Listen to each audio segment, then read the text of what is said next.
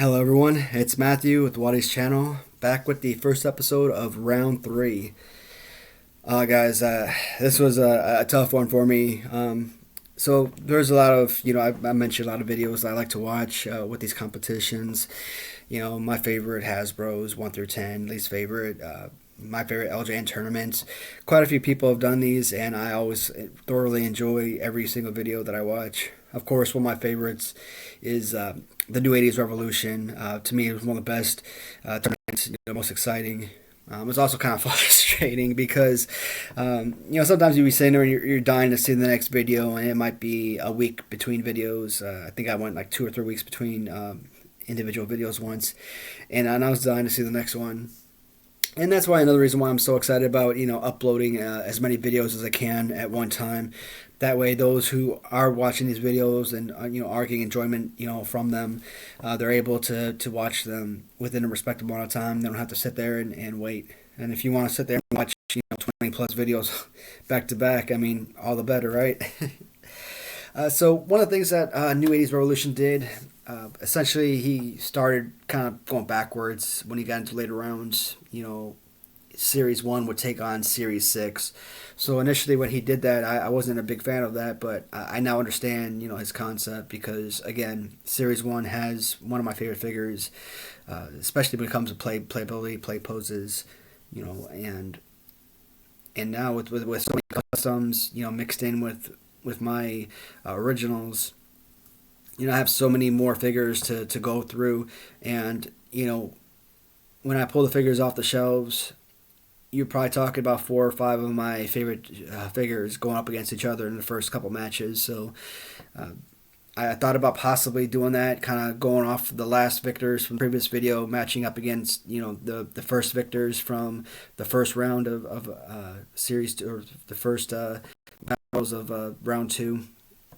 In the end, I decided, you know what, just keep things the way they are. Just keep pulling them off the shelf in the order that they won in the previous competitions, but I'm not excited about that, and you'll see why in the first couple of matches at least. So the first matchup is going to feature my all-time favorite wrestler, Hulk Hogan, and Big John Studd. Now, as I stated, these are possibly 2 of the most perfect fighting poses that you're going to find of any wrestler, of any toy maker, ever. Either one of these figures could have won the entire competition. That's how strongly I feel about either one.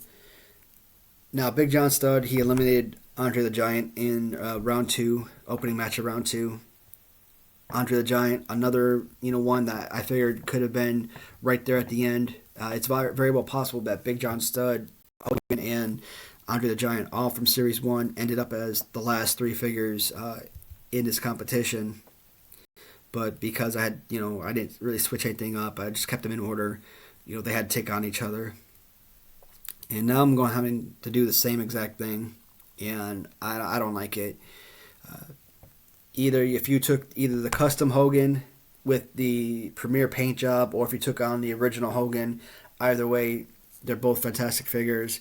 And could you imagine my favorite anything dealing with wrestling and not having a Hulk Hogan as part of the competition?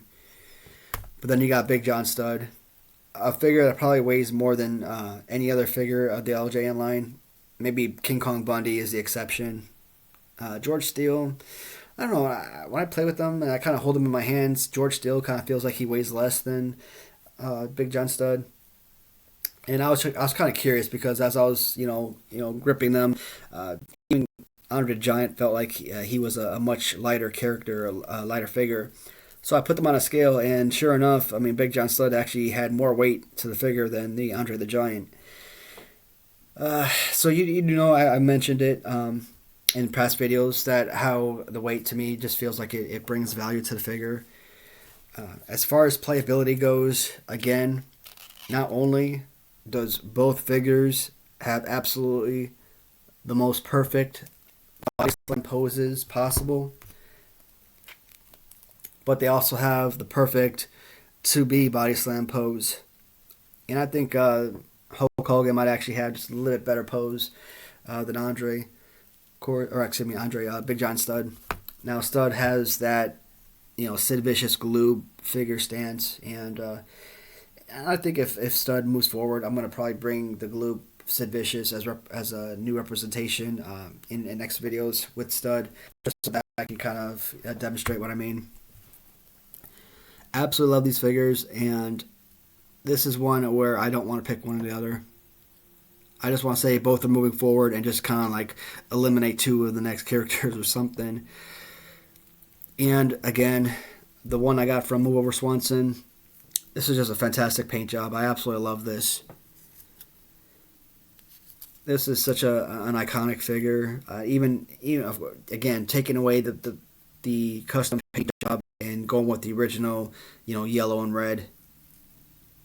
This is a truly fantastic figure, and do I think that the Hogan figure altogether is better than Big John Studd? Yes, he's got the little white shirt, USA, so he does have some graphics, a little better coloring. Big John Studd, I love the detail in the face, the beard with the long hair. Because he does have a shirt, you kind of see the detail in the back and stomach a little bit more than you would with the Hogan, which again, because it was painted over the original, you really can't make out any of that detail, not really. And it's just very simple, blue and white, kind of like the Hogan with the whole USA gimmick going on, red, white, and blue. So it's a beautiful figure, absolutely love it. And either one could have gone all the way to the end. The fact that they have to square off against each other in the very first matchup of round 3 is just horrible. These are two phenomenal pieces. I love them both. And is this possibly the hardest decision? There's been a couple custom on custom figure that I've had. So they all kind of match up, I think, as far as not wanting to make a decision. They're beautiful pieces, absolutely fantastic. Series 1 with LJN, they really hit them out of the ballpark with the way that they molded these figures, with the poses they gave them. I do have to choose one, and I hate it. My favorite wrestler, Hulk Hogan, is going home for the competition. Big John Studd is moving forward. Again, the pose, some of the color schemes. It's the same thing, but it's decent graphics, and again, this is just a beautiful piece. I absolutely love it. I didn't want to get rid of Hogan. To me, I wanted him in the last 3 at least. But going against two great pieces, you could have gone either way on this one. Big John Studd defeats Hogan. The next one has just enough, not necessarily equal competition as far as being fantastic pieces, but it's going to give me a lot of headaches, during video and post video, making a decision on either one of these characters. So first battle is going to be Andre number 2. Now we remember that Andre number 3, black strap Andre, was eliminated in the very first round to the Boss Man, which was really tough because the black strap Andre is easily the best version. Now the last round, round 2, opening match was Studd against Andre. So round 2 and 3, round 1 was pretty much just a throw-in character. One I knew wasn't going to win, and Big John Studd just tore that up. Round 2 and 3, it really goes to show how incredible of a figure Big John Studd is, defeating both Andre number 1 in round 2, and now Hogan, and not just a Hogan, but a Hogan custom too in round 3. So that leaves Andre number 2 as the last remaining Andre the Giant figure of this competition. This figure, or Andre number 1, take your pick. I usually use Andre number 1. They match up right there with Hogan and Studd with the perfect fighting pose. Again, I mentioned several times, not only the body slam pose in itself, but again with the actual ability to be body slammed. And again, this is why I didn't want to get rid of Hogan. I mean, these to me are three premier figures, the three most elite LJN figures of all time. Phenomenal piece, love it. It's very simple, blue boots and trunks, short hair, a much better facial representation of Andre the Giant than Series 1, even though I really love the Series 1 probably more than any of the Giants. Now, the black suited Giant, of course, is my visualization of Andre the Giant when I think of him. But in this round, he is going against Greg the Hammer Valentine. And this figure here doesn't have the best color. Unfortunately, it does have some paint loss. But again, we're not talking paint loss here. We're just talking about the figure itself. And when I first acquired this figure, again, I mentioned it the previous time I was talking about it. This was just kind of something I just bought just because I needed them for my collection. No other reason. I didn't care too much again for the pose.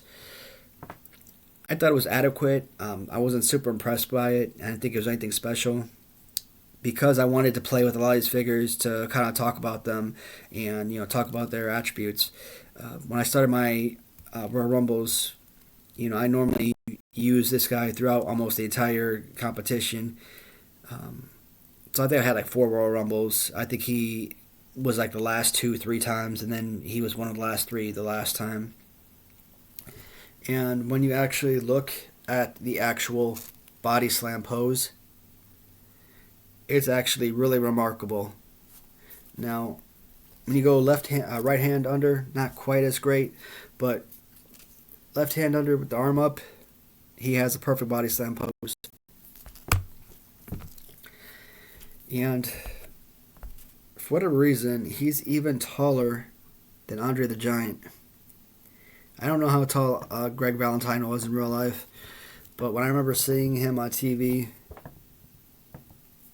he didn't really look like it could have been my height, like 5'7", 5'8", or something. And he didn't really look particularly tall.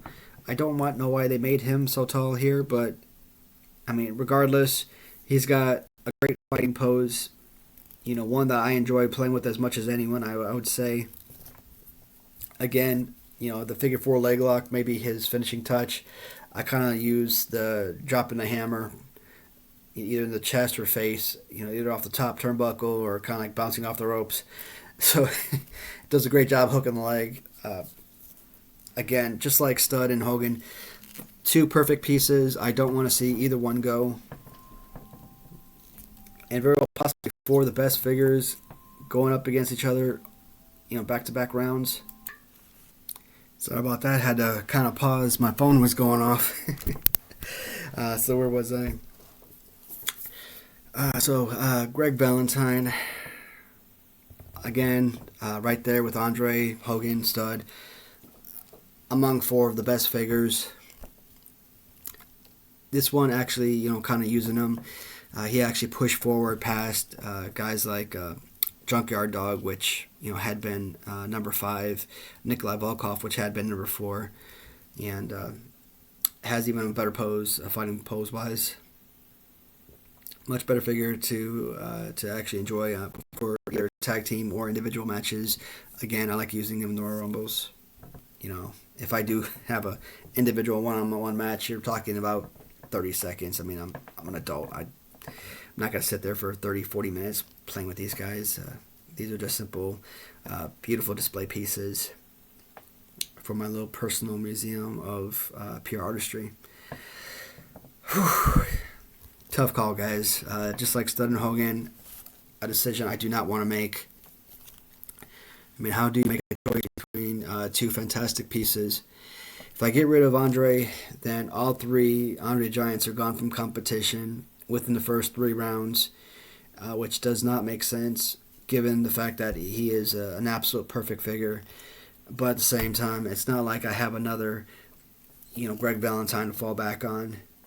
Now, I could say someone like Bruiser Brody is still in the competition for now, and he does have similar fighting poses, but a Bruiser Brody is not Greg Valentine.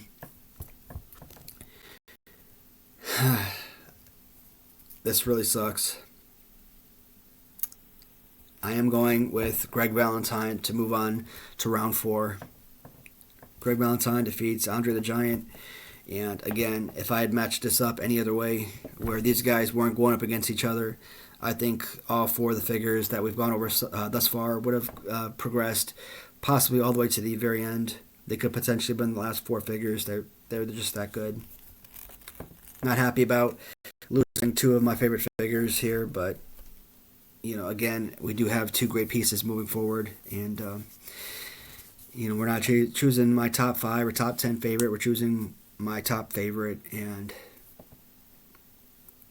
I think either of those 2 guys I just eliminated could have been winner.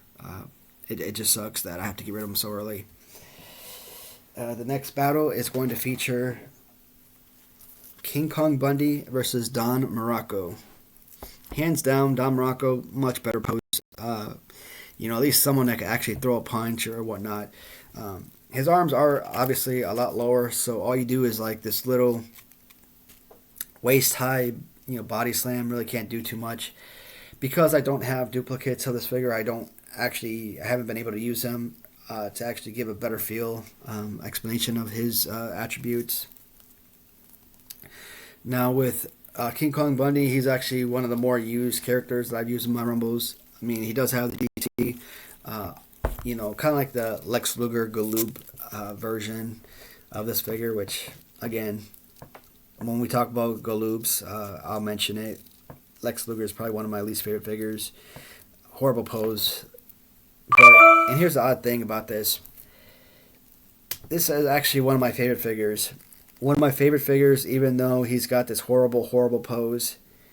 And if his arms were up kind of more like Frankenstein or something, he would have been fantastic.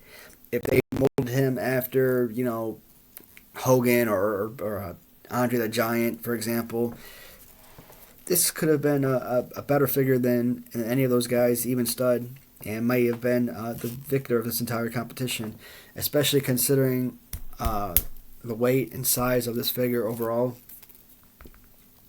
I mean, it just has an absolutely great look. And again, he's a very simple figure, just pure black, just like Greg Valentine, just one straight color. So anyone that gets these colors that are really bad shape, they just want to touch it up. I mean, a very simple figure to work on. Now, if it's Don Morocco with a better fighting pose against King Kong Bundy, one that I've actually been able to use and actually be able to talk about a little bit more. This is a great, great figure. Dual colored, which, obviously adds to the representation, but overall, I think most people probably would have said goodbye to King Kong Bundy, if not in round 1, probably round 2. But for me, I absolutely love using this guy. He's one of my more valuable figures, I think. And I am pushing King Kong Bundy forward to round 4.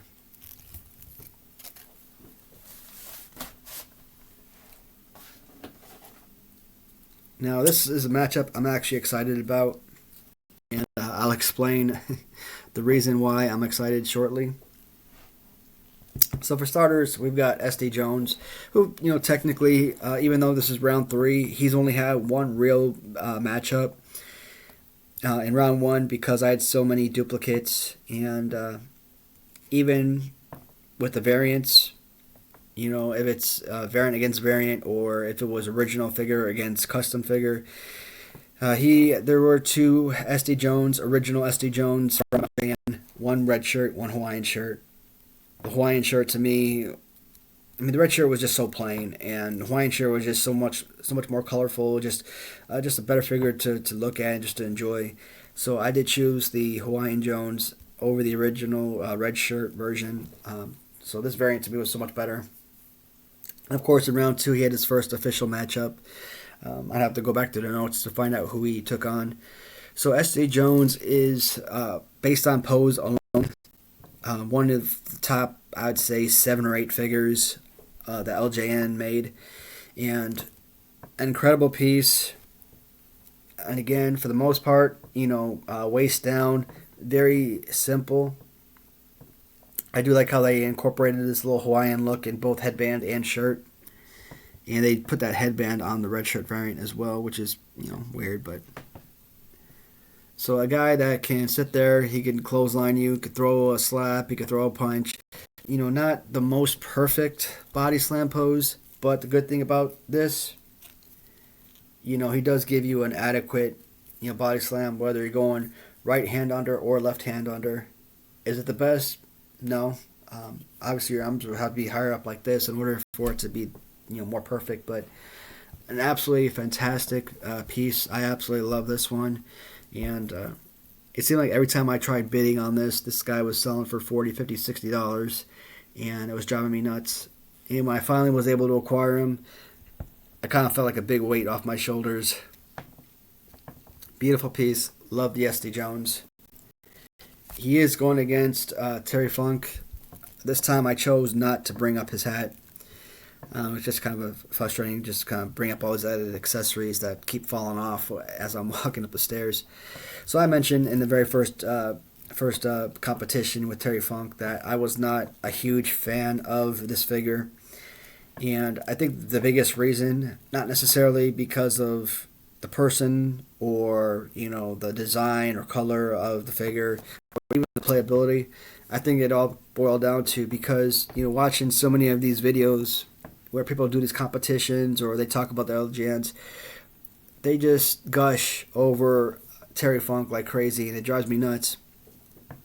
I mean, I'm sure he would have been a decent wrestler back in his day.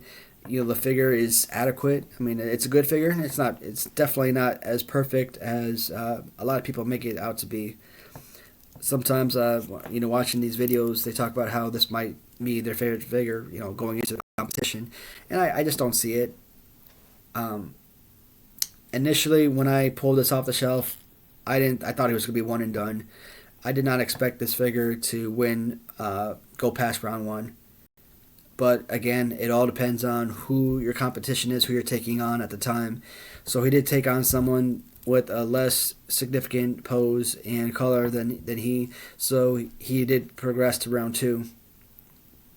And if I'm not mistaken, I think he took on Mean Gene Oakland in round two. And I could be wrong about that. I have to go back again, look at the notes to find out exactly. But somehow, by the grace of God, he made it into round three. And again, he's got a good pose. It's not great. It's good. It's not the worst. He does have kind of like that British Bulldog one arm body slam. He can still throw a punch at you. He can still clothesline you.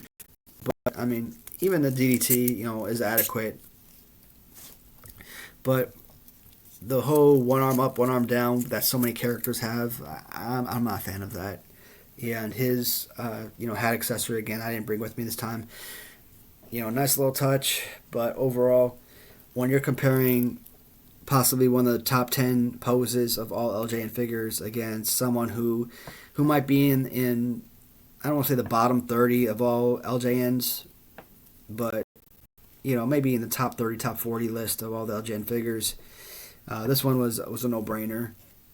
Terry Funk finally gets to get sent home, while SD Jones, number 2, Hawaiian shirt variant SD Jones, gets to move forward to round 4. Now this one, oddly enough, is going to be a little bit tougher choice than one might suspect. So I'm pretty sure anyone that does competitions, if they were to do what I've done and, include managers in the My Favorite LJN contest and not just wrestlers, again, some of the videos I've seen, they have wrestlers against wrestlers only, and then they do managers later on. Well, I think I've seen one or two content makers that actually have done managers, but majority of them, they do the wrestlers only. Well, it's called My Favorite LJN, so I want to include everybody, and that's why I've done this competition the way I have, where it's not just wrestlers, it's managers, it's not just the original figures, it's custom figures, it's resin figures. These, they just do such great work with these overall, and something that could have been 10 or 12 videos long. We'll probably be closer to 25 or 30 videos. Give some people some extra time to really dive in and enjoy some extra content if they enjoy this. I know I'm enjoying it myself. So Freddie Blasey, as I mentioned, pose wise, fantastic. Love it. You were maybe top 10 in my view. Left arm under, again, not the most perfect, but again, within, I would say, top 10 at least. Even right arm under, again, another beautiful body slam pose. Someone who could clothesline you, you throw a slap, throw a punch, throw you into the ropes, like being against the turnbuckle. I really like this, and I know this figure when he was made wasn't intended to be an actual wrestler. I do have duplicates. I do use him as a wrestler when I've done those few competitions, those few Royal Rumbles. I really enjoy this figure. So somebody, they may not push him past round 1. I've made him make it all the way into round 3, and he is going against one of my more favorite figures, which is Brian Blair. Again, fantastic piece. Again, he only had one real battle.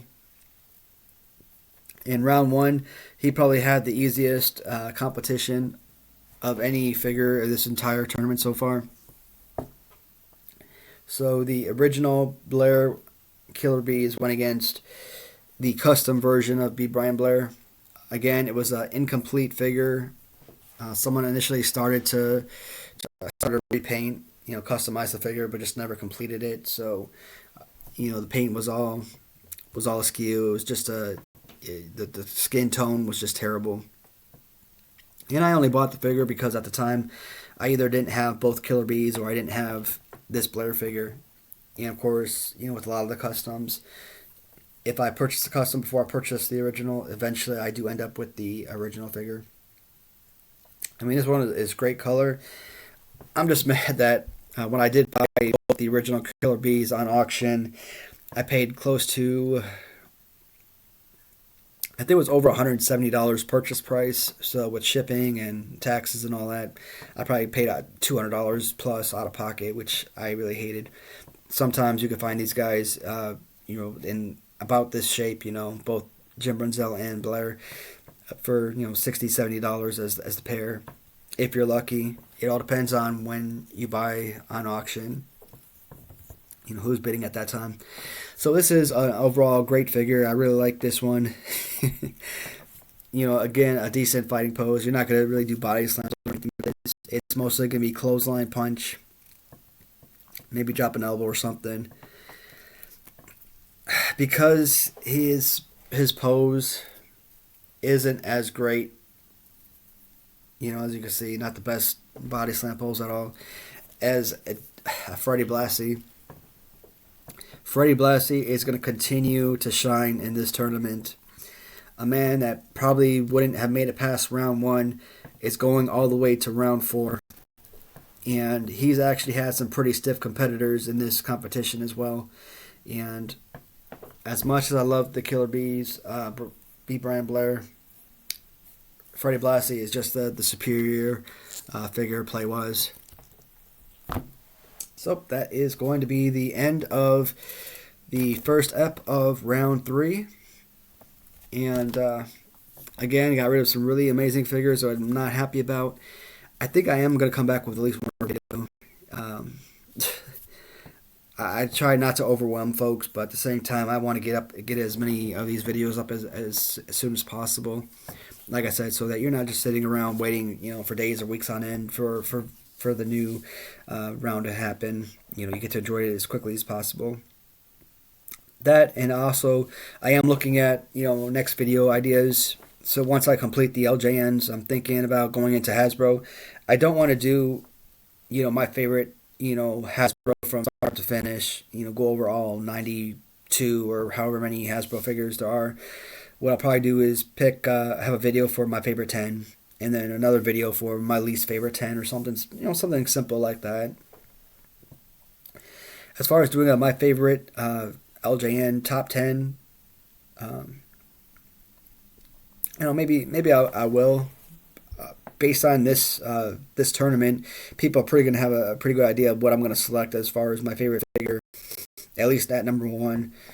And based on what how I describe some of the other figures, I think they all have a pretty decent idea of how I'm gonna come out. So maybe with that, if I do decide to do it, my favorite 10 LJN, maybe I'll stick with just originals and not include LJNs or resin figure, or excuse me, customs or resin figures. So that might make things a little bit easier. Again, I'm pretty sure based on what I've described here, a lot of you are going to understand exactly what's probably going to be in the top, top four, top five, top six. So, but I mean, we could throw ideas at each other and see what we can come up with. But the Hasbro's are probably going to be the next videos after this competition is over. And hopefully the Galoob UK exclusive figures I ordered should be in from England in the next 2 or 3 weeks. Based on how fast I've been going through these videos, I don't think I'm going to have 2 or 3 weeks to wait on them. But if I do, I want to include all the figures. I don't want to just have 12 or 15 out of 18 or 15 out of 20, however many figures there were.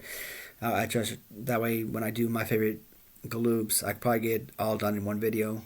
I'm not gonna spread it, 5 apart, and a little bit more easy. Remco, not a huge fan of Remco figures. I've been buying them just because I'm trying to get a bunch of different lines started, and I've been able to complete a good chunk of lines that I've started. I finished Hasbro, I finished Galoob, I've almost finished Galoob. Again, still waiting on the final purchase to come in. I finished the Mattel Retros. I finished the LJNs. I started WWE Masters of the Universe. I got about maybe a dozen and a half or so of those. Maybe at some point I will complete that, but right now to me it's not really a priority. Even though I hate Jakks Pacific, I've been buying a lot of the what are those little collector sets? What are they called? Classic Superstars. And to be honest, I'm thinking I'm buying them more for the box that they come in more than the actual figures themselves. I could probably buy the figures themselves on auction for $20-$30. Whereas you buy the box set, still new in box, you probably could pay anywhere between $60 to $120 for them. But the figures outside the box are very simple, plain, something that doesn't excite me. Inside the box, they look absolutely remarkable for display purposes. And I might do a video one day that's kind of just shows the different collections. I don't have an extensive, massive, wall-to-wall collection like a lot of collectors. But based on what I have now and in the amount of time that I've acquired them, I think it's relatively pretty darn impressive, to be honest. So I'm going to come back here in a few moments, make another video with the next level of competition for round 3, and I'm going to get up probably all 3 or 4 videos uploaded today if I can. Alright guys, I'm going to close here for now, and I will see y'all soon. Goodbye now.